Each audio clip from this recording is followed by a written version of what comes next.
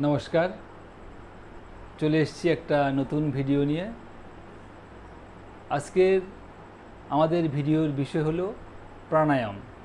Actually আমাদের channel হলো যোগাসন এবং প্রাণায়ামের।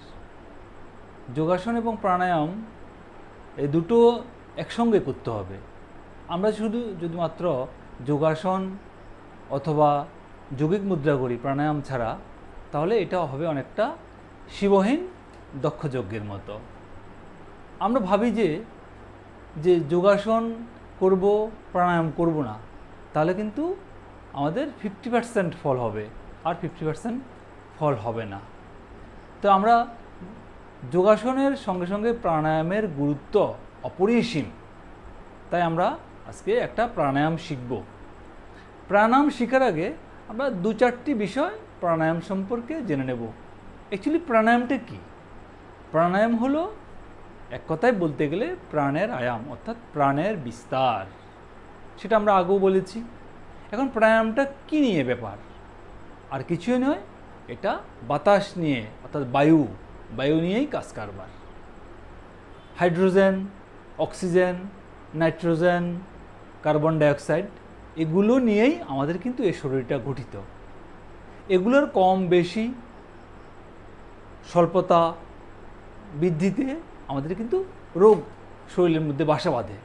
আমাদের যে বিভিন্ন ধরনের খাদ্য গ্রহণ করি, তাও অ্যাকচুয়ালি ওই খাদ্যগুলোকে ভেঙে অক্সিজেন, হাইড্রোজেন এবং নাইট্রোজেন বিভিন্ন শরীর নিজের প্রয়োজন মতো নিয়ে নেয়। আরেকটা জিনিস আমরা জানতে হবে, দেহবিজ্ঞানীরা বলছেন যে আমরা যে শ্বাস গ্রহণ করি, ওটাতে আমরা 20 ভাগ শ্বাস ভিতরে ঢুকাই, কিন্তু আমরা মাত্র 4 ভাগ, অনলি 4% আমরা ভিতরে রাখতে পারি। বাকি 16 ভাগ শরীরের কাজে লাগে না, বেরিয়ে যায়। আমাদের একটা জিনিস জানতে হবে যে আগুন জ্বালাতে কী লাগে আমাদের? আমরা সবাই জানি অক্সিজেন ছাড়া কিন্তু আগুন জ্বলবে না। তো অক্সিজেন ছাড়া আগুন জ্বলে কী হয়? যখন আগুন জ্বলে, আগুন থেকে কার্বন ডাইঅক্সাইড বেরিয়ে যায়। যখন আগুন জ্বলে অক্সিজেন দাহ্য হয়ে কার্বন, এরকম সেমভাবে আমাদের এই জঠর মানে পেট, যোগশাস্ত্রে এটাকে জঠর বলে, জঠর অগ্নি। এই খাদ্য আমরা যা গ্রহণ করি, খাদ্যকে পচন অর্থাৎ গলাবার জন্য, হজম করানোর জন্য অনবরত কিন্তু আমাদের এখানে অক্সিজেন দাহ্য হয়ে এখানে কার্বন ডাইঅক্সাইড প্রস্তুত হচ্ছে। এই কার্বন ডাইঅক্সাইড শরীর থেকে যদি আমরা বের করতে না পারি, তাহলে কিন্তু শরীরটা দূষিত কার্বন ডাইঅক্সাইডে ভরে যাবে। এখানেই প্রাণায়ামের গুরুত্ব। প্রাণায়ামের মাধ্যমে একমাত্র বিষাক্ত কার্বন ডাইঅক্সাইডগুলো শরীর থেকে বের করা যায়। যৌগিক আসন মুদ্রার মাধ্যমে কিন্তু এই অক্সিজেন রেখে শরীরে কার্বনটা বের করা যায় না। আমাদের যারা দুর্বল, ক্ষীণ প্রকৃতির মানুষ, রোগে শোকে সবসময় দুর্বল হয়ে আছেন, তারা লম্বা শ্বাস নিতে পারেন না, লম্বা শ্বাস ছাড়তে পারেন না। আমাদের প্রাণায়ামের বিষয় হলো লম্বা লম্বা শ্বাস নিতে হবে আর লম্বা লম্বা শ্বাস ছাড়তে হবে। এটাই প্রাণায়ামের মূল লক্ষ্য। এখন এটার বিভিন্ন টেকনিক আছে, বিভিন্ন ধরনের প্রাণায়াম আছে। আজকে যে প্রাণায়াম আমরা শিখব তার নাম হলো শীতলী প্রাণায়াম। শীতলী প্রাণায়াম মানে কি? এটা শরীরকে শীতল করে, ঠান্ডা করে।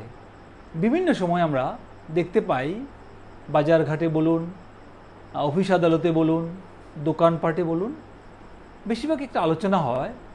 বিশেষ করে দেখা যায় আমাদের মা বোন মহিলাদের ক্ষেত্রে শরীরের জ্বালাপোড়া, হাত পায়ে জ্বালাপোড়া, প্রচণ্ড ঠান্ডার সময়ও লেপ কম্বল নিচে হাত পা রাখতে পারছে না, পা বের করে রাখছে, পা জ্বালা করছে। এটা হলো পিত্তরোগীর লক্ষণ, অর্থাৎ বাইল। এটা একমাত্র যৌগিক আসনের দ্বারা কখনোই সম্ভব নয়। এবং এই আজকে যে প্রাণায়ামটা শিখব, এই প্রাণায়ামের মাধ্যমে 1 সপ্তাহের মধ্যে গ্যারান্টি, 1 সপ্তাহের মধ্যে শরীরের জ্বালাপোড়া, হাতের জ্বালাপোড়া অবশ্যই ভালো হবে। এই প্রাণায়ামও এমনই গুণ, শরীরের রক্ত সম্পূর্ণভাবে বিশুদ্ধ করবে। শরীরে বিভিন্ন রকম খোস প্যাঁচড়া বিভিন্ন হয় যে আমাদের বুদভেদ, কিছুই হবে না। শরীর একদম নির্বল সুন্দর হয়ে যাবে। হবেই তো। রক্ত যখন পরিষ্কার হবে, কার্বন যখন শরীর থেকে বেরিয়ে যাবে তখন তো শরীর তো সুন্দর হতে বাধ্য। যোগীরা বলেন, যোগশাস্ত্রের যে যোগীরা মুনি ঋষিরা বলেন যে এই শীতলী প্রাণায়ামের এতই গুণ, যদি কোনো সাপ, স্নেক কোনো মানুষকে যারা এই প্রাণায়াম শীতলী প্রাণায়াম নিয়মিত অভ্যাস করেন তাদের বাইট দংশন করে, তাহলে ওই সাপের বিষধর সাপের বিষও কিন্তু ওই লোকটার শরীরে কোনো কাজ করতে পারবে না। এটাই হলো শীতলী প্রাণায়ামের মুখ্য উদ্দেশ্য। আর একটা জিনিস হলো, এই প্রাণায়াম যেহেতু শরীরকে ঠান্ডা করবে, অগ্রহায়ণ, পৌষ, মাঘ এই 3 মাস কিন্তু এই প্রাণায়াম করা যাবে না। আর যাদের শ্লেষ্মার রোগী, কফের রোগী, তারাও কিন্তু এই প্রাণায়াম করতে পারবেন না। আস্তে আস্তে শরীর সুস্থ হলে অল্প পরিমাণে করতে পারবেন। প্রত্যেক দিন 3 থেকে 4 মিনিট নিয়মিত অভ্যাস করলে এই সমস্ত রোগগুলো থেকে ভালো হবে। এবার আমি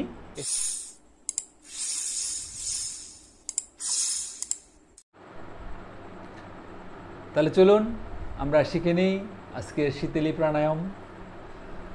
প্রথমে আমরা ঠাকুর হয়ে বসব পদ্মাসন অথবা সুখাসনে। তারপর আমরা ঠোঁট এবং অধর এই দুটো মাঝখানে জিভটাকে একটু শুরু করি, এভাবে করে শ্বাসটা নেব নাক দিয়ে, নিয়ে 5 সেকেন্ড এখানে আটকাবো শ্বাসটা, তারপর আস্তে আস্তে নাক দিয়ে ধীরে ধীরে ফেলবো। একের পর এক করতে থাকবো। এভাবেই 3 থেকে 4 মিনিট, আস্তে আস্তে 10 মিনিট পর্যন্ত করা যাবে এই শীতলী প্রাণায়ামটা। একবার করেই দেখুন না, এটা আশ্চর্য ফল। আপনারা এর ফল থেকে বঞ্চিত হবেন না, হবেই হবে। করুন, তারপরে ফল পাবেন, হাতে নাতে ফল। দেখাচ্ছি।